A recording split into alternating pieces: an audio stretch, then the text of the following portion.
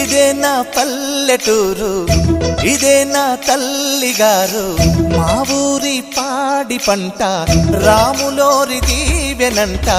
తల్లి గోదావరి నీళ్ళు కడిగే సీతమ్మ పాదాలు, ఊరంతా హాయ్ హాయ్ హాయ్, మనసంతా హాయ్ హాయ్ హాయ్. ఇదే నా పల్లెటూరు, ఇదే నా తల్లిగారు, మా ఊరి పాడి పంట రాములోరి దీవెనంట.